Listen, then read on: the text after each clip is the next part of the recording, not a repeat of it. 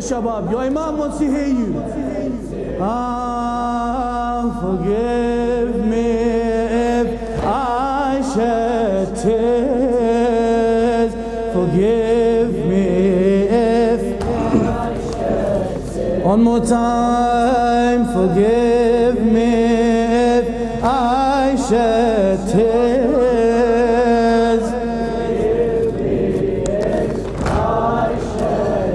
Forgive me, forgive me if I shed tears.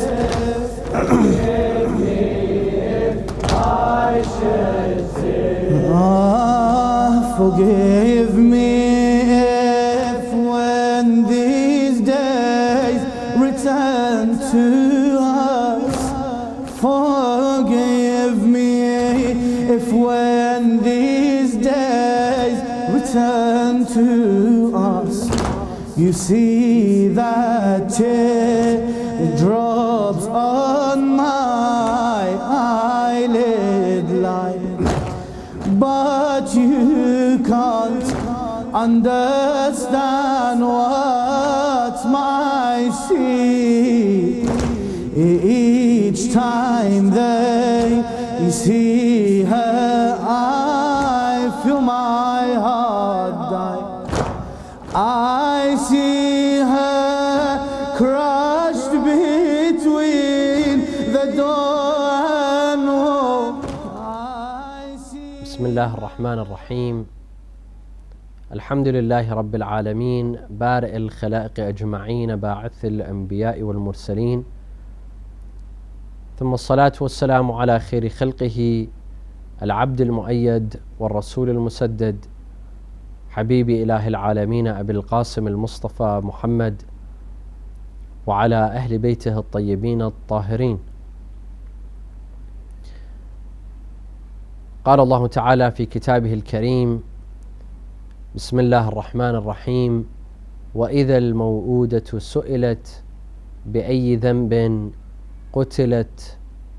صدق الله العلي العظيم. My dear brothers and sisters, my dear viewers, Assalamu alaikum jami'an wa rahmatullahi wa barakatuh. From the holy city of Karbala, from the vicinity of the shrine of Sayyid al-Shuhada Abi Abdullah al-Hussein alayhi salam and his brother Abu al-Fadl al-Abbas alayhi salam. There are some from within the school of thought of Ahlulbait that question the historical facts surrounding the death, the murder, the shahada of Fatima al-Zahra alayhi salam.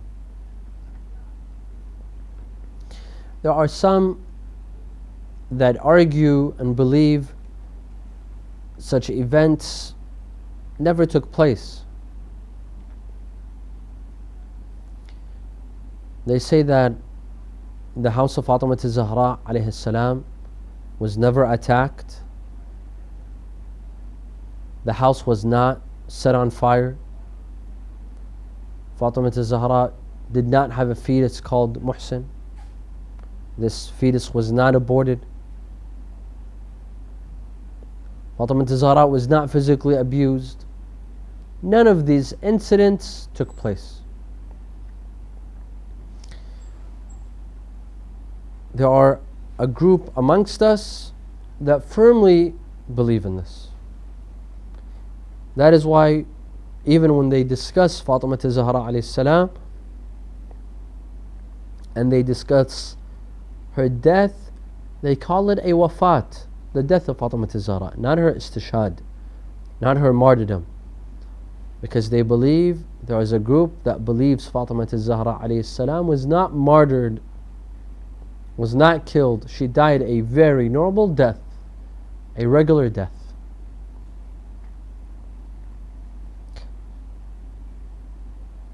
Now, if this is the case, that means we have nothing to commemorate.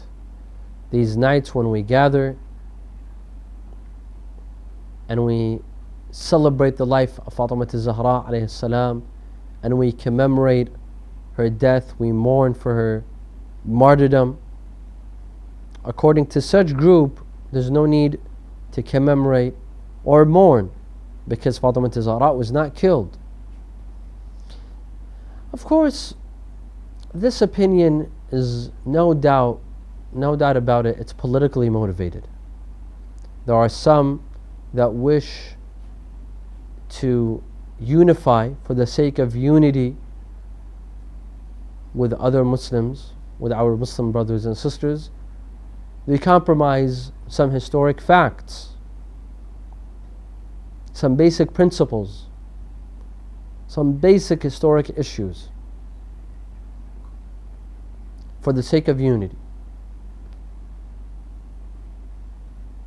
And they have their proof. They mention their proof.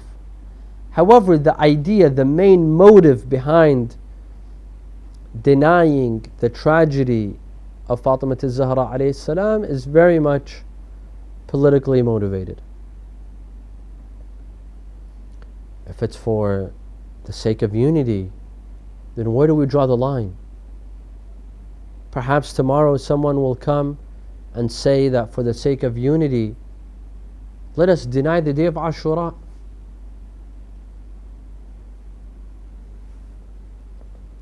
Our mourning rituals for the day of Ashura, our mourning rituals for Imam Hussein alayhi salam divide division and disunity amongst us Muslims. Someone perhaps might come and say, let's deny the fact that Ashura took place. The narration that discusses Ashura is a weak narration. It is unreliable, we don't need to depend on it. Perhaps someone will come and pose such a question. For the sake of unity, where do we draw the line? We are not against unity.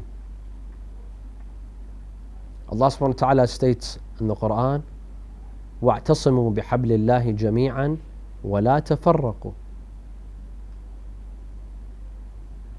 Allah subhanahu wa ta'ala says, do not be divided. Stay steadfast and strong and hold strongly to the rope of Allah subhanahu wa ta'ala. And do not divide. In another verse, إِنَّمَا الْمُؤْمِنُونَ أَخْوَةٌ. Surely the mu'mineen, the Muslims are brothers. However, we are not against unity. We are proponents of unity. However, where do we draw the line? How much do we have to compromise? Today there's a group that compromises and denies the fact that Fatima az-Zahra was martyred. Tomorrow someone will come and deny the fact that Imam Hussein alayhi salam was killed. After that, someone will come and deny the fact that Amir al-Mu'mineen alayhi salam was appointed as an Imam and Khalifa by Rasulullah sallallahu alayhi wa sallam. Will deny the event of Ghadir Khum. They'll say this is a historic fact. Why argue over history? This is a weak narration. Let's deny it. Where do we draw the line? Unity is important, but at the same time, there's a red line. We can't compromise everything. We can't compromise our beliefs. We can't compromise historic facts and deny these facts. Now, this group that denies the martyrdom of Fatima az-Zahra alayhi salam, they've laid out several reasonings. The first is that Fatima az-Zahra alayhi salam gave two speeches. One in front of the Sahaba in the mosque of Rasulullah, in the masjid of Rasulullah sallallahu alayhi wa sallam, al-Masjid al-Nabawi, where men were sitting as well as women. Fatima az-Zahra gave a speech, the speech of Faddak, khutbat Faddak. And another speech was given inside the house of Fatima az-Zahra alayhi salam when the wives of the Sahaba came to visit. They came to visit her. Fatima az-Zahra gave a speech. Some say that Fatima Zahra in these two speeches, she criticizes the Khalifa. She criticizes those in power. She scolds them for taking away Faddak, the land of Faddak. She scolds them for taking away the Khilafah from Amir al-Mu'mineen alayhi salam. But there is nowhere in these two speeches that she mentions the attack on the house. She doesn't mention aborting the fetus. She doesn't mention being physically abused. Thus, because she does not mention this incident in her two speeches, that means these incidents never took place. The answer is that, first of all, both Sunni and Shia narrations mention that the Shaykhain came to visit Fatima Zahra alayhi salam while she was on her deathbed. They had a discussion. Of course, Fatima Zahra alayhi salam did not reply to their salam and refused to speak to them directly. And then, this is my point. It's a long story, but this is the point that I'd like to make. Before they left, she said, "Wallah innakuma adaytumani wa askhattumani wa lan arda ankuma abada."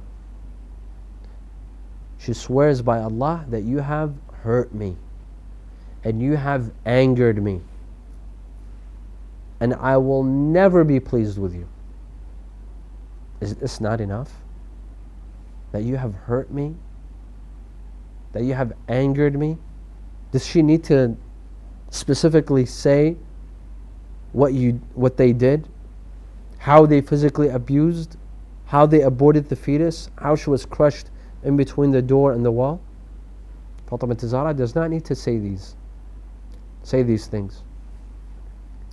And it is quite natural that she doesn't need to repeat these things to their face. They know very well what they've done.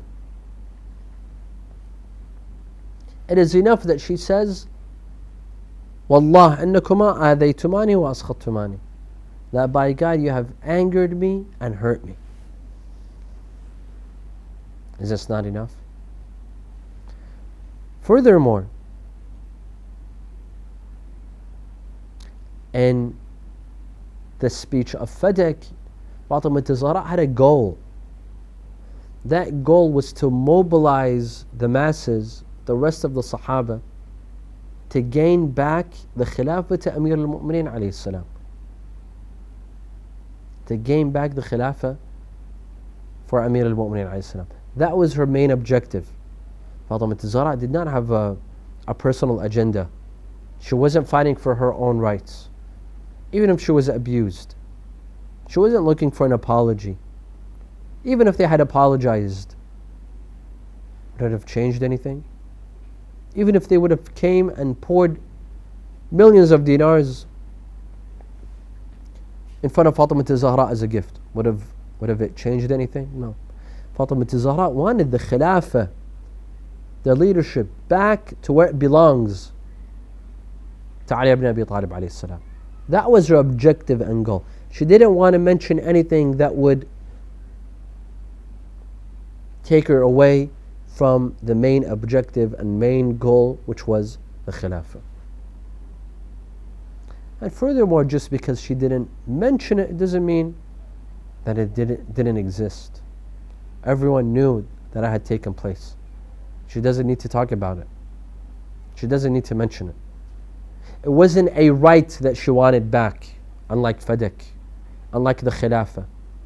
These were two rights that Fatima Zahra was lobbying, was pressuring them to give back. As for the attack on the house, what was done was done. They wouldn't be able to take it back. This could be a possible reasoning why Fatima Zahra did not mention the attack on the house in her two speeches.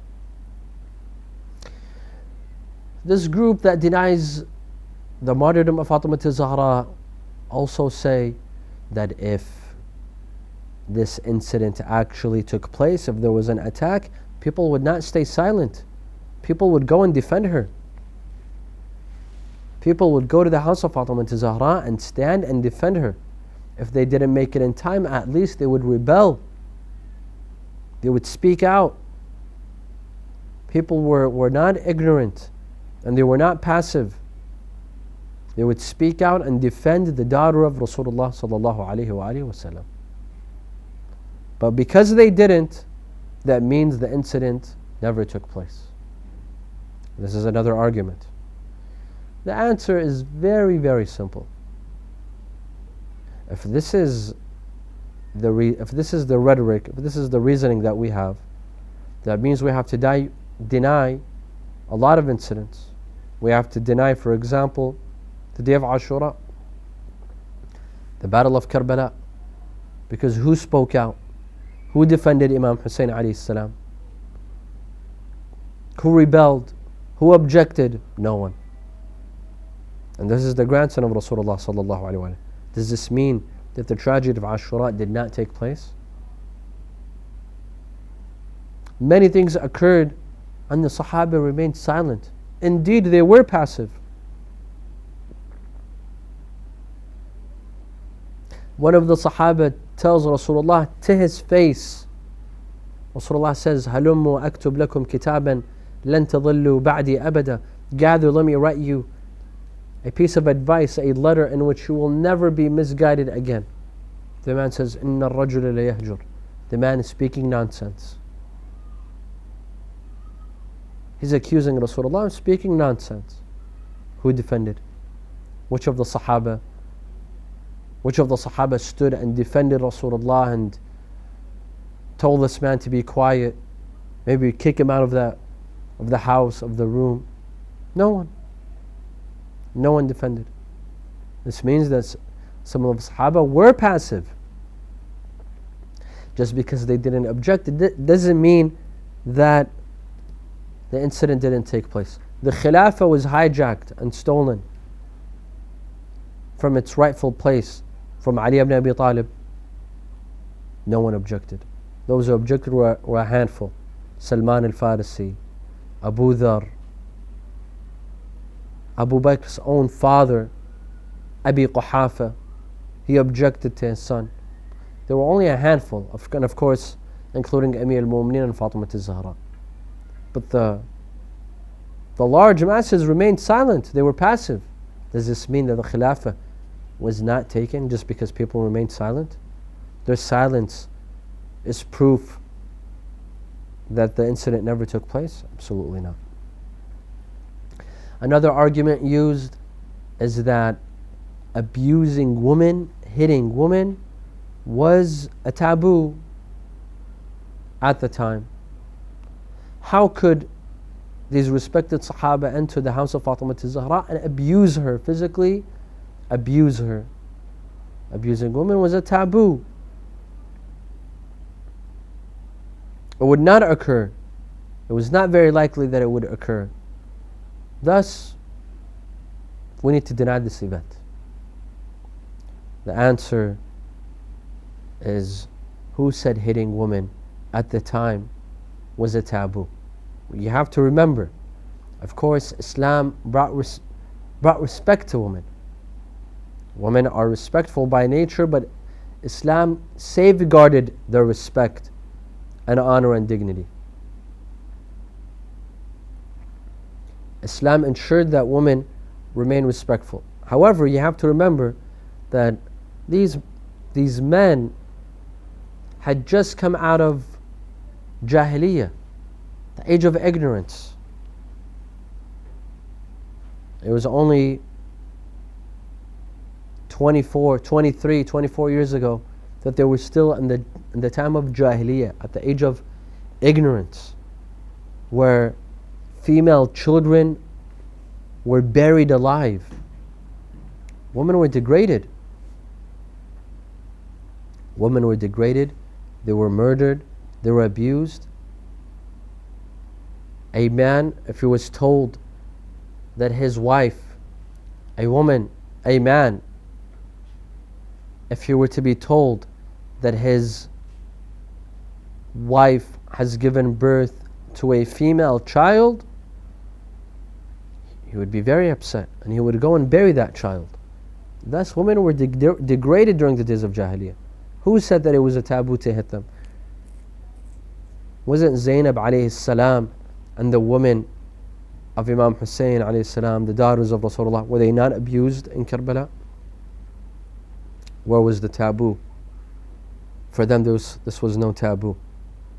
Was it Sumayya, the wife of Yasir, the mother of Ammar bin Yasir, his mother Sumayya, who was the first martyr in Islam? Wasn't she tortured? Wasn't she abused? Wasn't she killed? Farwa was the sister of Abu Bakr. When Abu Bakr died, his sister Farwa sat and cried. She cried over her brother. Umar ibn al-Khattab hit her with a stick for crying for her dead brother. And this is in Sunni sources. This is found in Sharh Nahj al-Balagha ibn Abi al-Hadid. Umar ibn al-Khattab physically abused Farwa, the sister of Abu Bakr, for crying for her brother's death, for mourning her brother. Thus, it wasn't a taboo. Hitting women was not a taboo. Thus, it was very much likely that these men felt no shame in hitting Fatima al-Zahra alayhi salam and physically abusing her.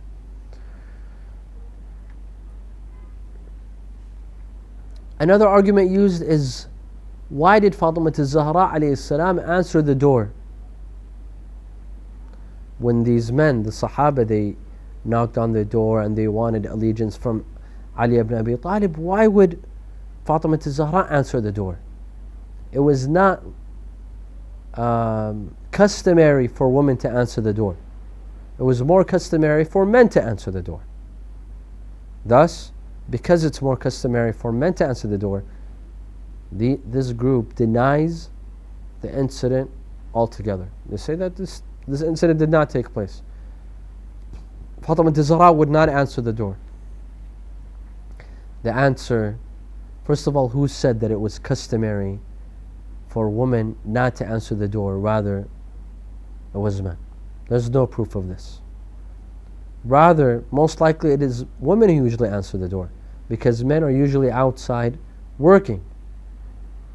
Furthermore, even if we agree and say it is uncustomary for a woman to answer the door, but here Fatima al-Zahra alayhi salam had a purpose behind answering the door. She did it on purpose. She had a motive. What was the motive? Fatima al-Zahra alayhi salam knew that these Sahaba have come to receive allegiance from Ali ibn Abi Talib, from her husband, who should be given allegiance. Amir al-Mu'mineen alayhi salam, instead of receiving allegiance, instead of being the one that receives allegiance, they had come to ask him to give allegiance by force. Now, Fatima al-Zahra alayhi salam, being the daughter of Rasulullah, having such a high status amongst Muslims, the Sahaba knew very well how much Rasulullah loved Fatima al-Zahra, his only daughter, how much he respected her. If he was sitting at a majlis and Fatima al-Zahra would enter, he would stand for her. Sometimes he would embrace her hand. Sometimes he would seat her in the place where he was sitting and he would sit somewhere else. Rasulullah sallallahu alaihi wasallam did not do this out of emotions. Rasulullah sallallahu alaihi wasallam had a reason, had a motive behind this. He wanted to show everyone the status of Fatima al-Zahra. Fatima al-Zahra alayhi salam wanted them to feel embarrassed that you've come to seek allegiance from Ali ibn Abi Talib when you gave him allegiance just 70 days ago at Ghadir Khum, when you were coming back from Hajj with my father Rasulullah sallallahu alaihi wasallam. Just 70 days ago, you gave him allegiance. Today, you're asking him for allegiance instead of coming back and reaffirming your allegiance that you gave 70 days ago at Ghadir Khum. You're asking him for allegiance. Fatima al-Zahra alayhi salam wanted them to feel embarrassed from her. You see something, let me give you an example. Sometimes you want to yell at someone. You want to yell at your friend. You and your friend are in an argument, you want to yell at him. You want to yell at but if your friend's father is there, if your friend's mother is sitting, you're not going to do it in front of the mother or father. Out of respect for them, out of embarrassment, you're going to wait until they leave. Out of respect for the mother or father, you will tone it down and you will not yell. You will not get in an argument because you'll feel shy and embarrassed. Fatima al-Zahra alayhi salam wanted these Sahaba to feel embarrassed because she's the daughter of Rasulullah. If they are not embarrassed of Ali ibn Abi Talib, at least she thought perhaps they will feel a bit of shame if she were to come and answer the door. This was the reason. Another argument, one of the most important arguments used is that why would Ali ibn Abi Talib not defend Fatima al-Zahra alayhi salam? If Amir al-Mu'mineen alayhi salam saw that Fatima al-Zahra is being attacked at the door, is being crushed, she's shouting, she's being hit, she's being abused, why didn't he do anything? Why didn't he pull out his Dhul Faqar and kill them or fight them or defend Fatima al-Zahra? Why did he remain quiet? Amir al-Mu'mineen alayhi salam, who killed Marhab in the battle of Khaybar. Amir al-Mu'mineen who killed Amr ibn Abd Wud in the battle of al-Khandaq. Amir al-Mu'mineen who killed 35 of the mushrikeen in the battle of Badr. 70 of the mushrikeen died in the battle of Badr. Half of them were killed at the hands of Amir al-Mu'mineen. In the battle of Uhud, most of the Sahaba ran away and left Rasulullah. They abandoned him. Amir al-Mu'mineen stood by his side and he defended them, and he defended Rasulullah. Amir al-Mu'mineen was the one who slept in the bed of Rasulullah the night that Rasulullah left to Medina. Why would all of a sudden Amir al-Mu'mineen feel fear and not defend Fatima al-Zahra alayhi salam? They say this is impossible. Thus we deny the incident altogether, because if this incident actually took place, Amir al-Mu'mineen would not remain silent. Now we can provide several answers to this question. Number one, perhaps we can presume, we can say perhaps Amir al-Mu'mineen alayhi salam was not expecting such a reaction from the Sahaba. Yeah, they had come to seek allegiance. This is very clear. But to come and break into the house and to abuse Fatima al-Zahra alayhi salam and to slap her on her face, perhaps Amir al-Mu'mineen was not expecting this. Perhaps the events occurred so fast that Amir al-Mu'mineen alayhi salam was caught by surprise. This is one possible answer that some have given. Another possible answer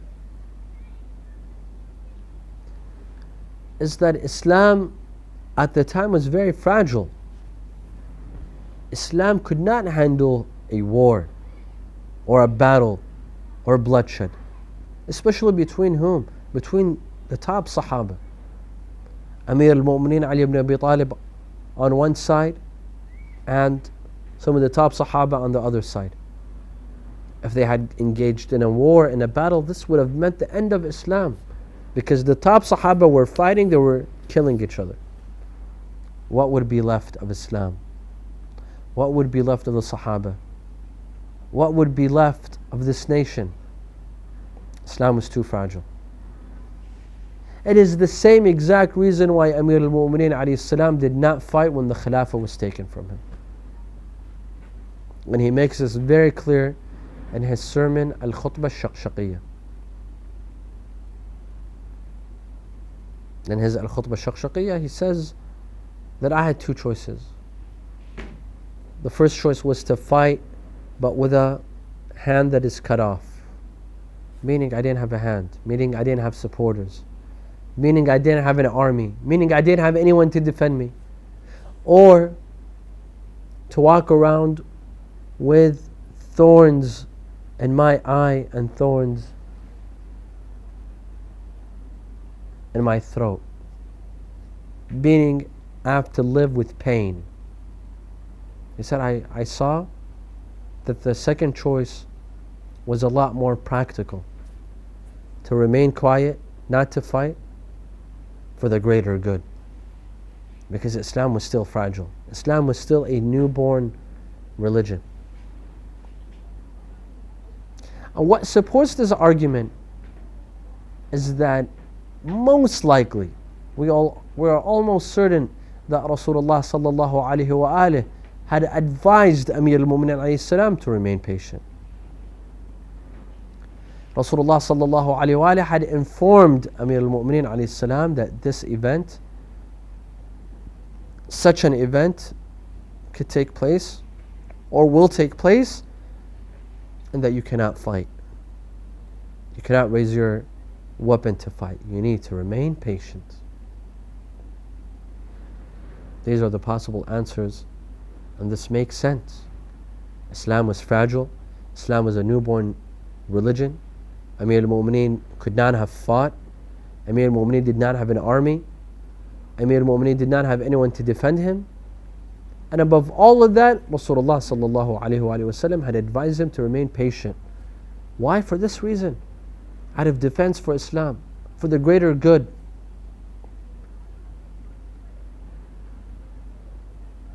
This makes sense. This makes sense why Amir al-Mu'mineen alayhi salam did not raise a weapon to fight. Finally, another argument used is that the narration that mentions the attack on the house, the tragedy that fell upon Fatima al-Zahra alayhi salam, this is a weak narration. This is a weak narration. It doesn't have a reliable chain of narrators. Thus, it should be neglected altogether. The answer is that we don't have just one narration. If it was just one narration, we could neglect it. But we have several narrations, tens of narrations that mention the attack on the house of Fatima al-Zahra alayhi salam, from the Shia school of thought, in Shia sources as well as Sunni sources. We have tens of ahadith that mention the attack on the house of Fatima al-Zahra alayhi salam. What is interesting is that it's not only in our sources, Shia sources, but even in Sunni sources. Some narrations mention that Umar ibn al-Khattab threatened to burn down the house. And other narrations mention that Umar ibn al-Khattab did burn down the house. Other narrations mention, and these are all from Sunni sources, other narrations mention that Fatima al-Zahra was physically abused. That Fatima al-Zahra was physically abused. Other narrations mention that her fetus was aborted. For example, in al-Tabari, Tarikh al-Tabari, volume 3, page 198, he says, أتى عمر بن الخطاب منزل علي وفيه طلحة والزبير. Umar came to the house of Ali ibn Abi Talib, and Talha and Zubayr were in the house. ورجال من المهاجرين فقال والله لأحرقن عليكم أو لتخرجن إلى البيعة. He said, by God, I will burn down the house unless you come out for allegiance. In Al-Aqd al-Farid by Ibn Abd Rabbah, volume 2, page 12, he says, فأقبل عمر بن الخطاب فأقبل بقبس من نار على أن يضرب عليهم الدار. He brought fire about to burn down the house. فلقيته فاطمة فقالت يا ابن الخطاب أجئت لتحرق دارنا. Fatima the saw Umar. She told him, "Oh son of Khattab, have you come to burn down our house?" He said, "نعم." قال نعم أو تدخل فيما دخلت فيه الأمة. Yes, unless you come and you join the nation in giving allegiance. In other narrations, Sunni narrations, it is mentioned that Fatima Zahra was physically abused. In Al-Milal wal-Nihal by Ash-Shahristani, volume 1, page 56, he mentions أن عمر ضرب بطن فاطمة يوم البيعة حتى ألقت الجنين من بطنها. That Umar hit the stomach of Fatima Zahra until she aborted her fetus. وكان يصيح عمر احرقوا دارها بمن فيها. And Umar would shout, burn down the house, including whoever's inside. وما كان في الدار غير علي وفاطمة والحسن والحسين. And there was no one inside the house other than Ali, Fatima, Hassan and Hussein.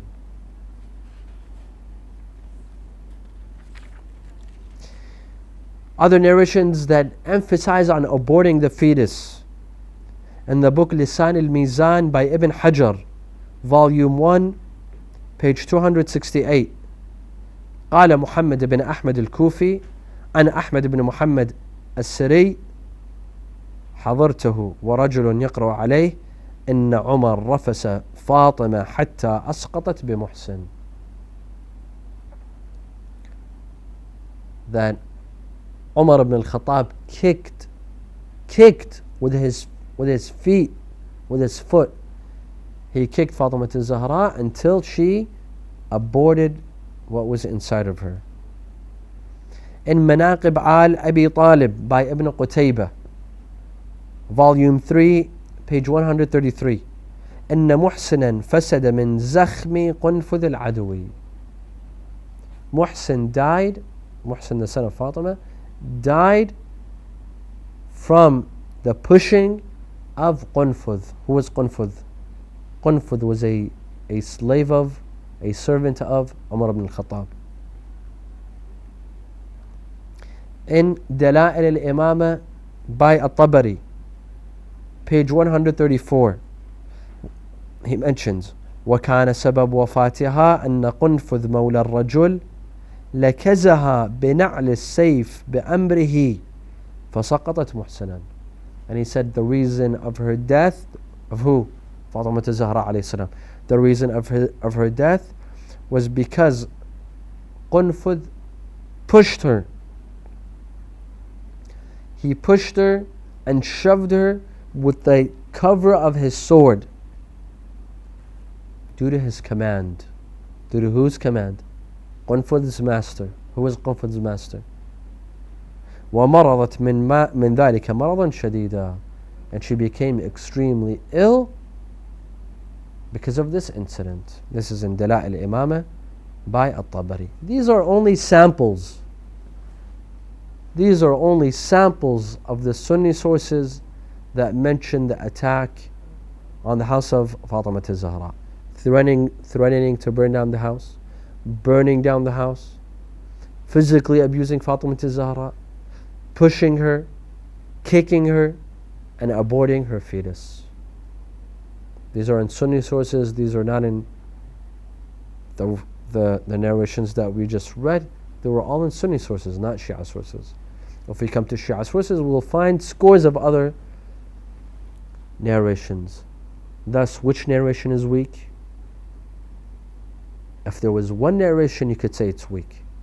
Two narrations, they could possibly be weak. But when you have scores of narrations, can they all be weak? If one of them was a lie, two of them were a lie, but can scores of narrations all be lies and conspiracies? Absolutely not. No logical, sane person accepts this. Furthermore, the incident of the house, the attack on the house of Fatima Zahra alayhi salam, this was a historical fact passed on from one generation to the next. From one generation to the next. Just like the incident in Karbala, the Battle of Ashura. Can someone now come and say that it's a weak narration and we need to neglect it? Of course not. Even if the narration's weak. This event passed on from one generation to the next. The story passed on from one generation to the next. We are certain that the Battle of Ashura took place. The same way we are certain the Battle of Ashura took place, we are certain that the tragedy of Fatima Zahra also took place, because it was passed on from one generation to the next. And this is very important. This is very important to keep in mind. Our forefathers, if you would ask them, do you doubt that Fatima Zahra was martyred? None of them would say we doubt. Fatima Zahra is known to have been martyred and killed. She's called Shahida. It is only recently that there are some that have come and posed doubts and denied these facts.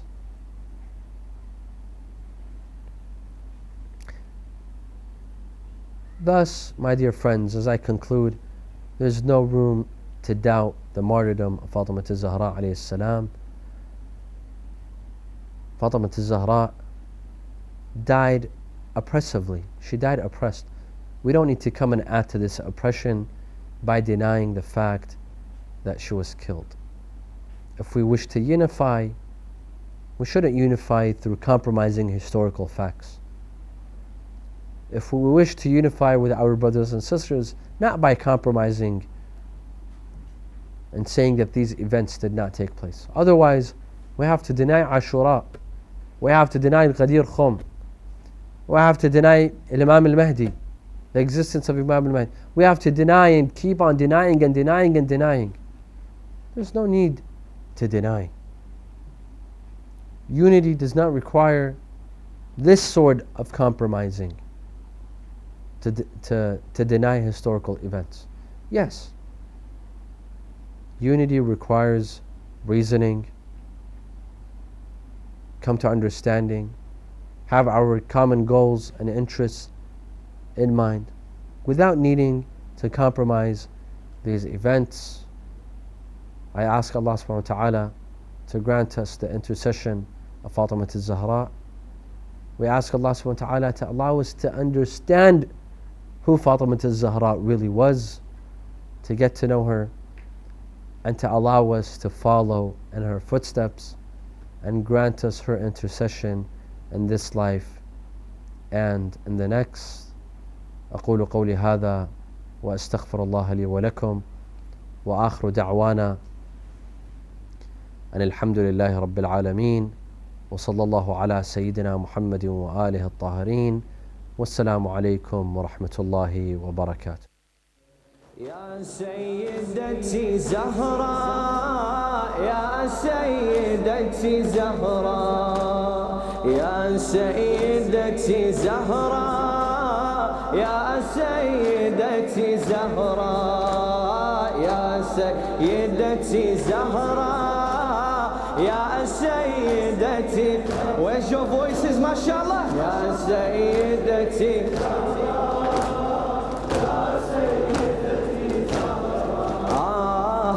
people of the world, listen. I am the daughter of Ahmed. I am the rose of his vision. My name flows in the tears he sheds. I'm the leader of all women. Their hands to heaven by me led. So tell me why, oh creation, between the wall and door I bled. Ya Fatima Zahra, Ya Sayyidati Zahra.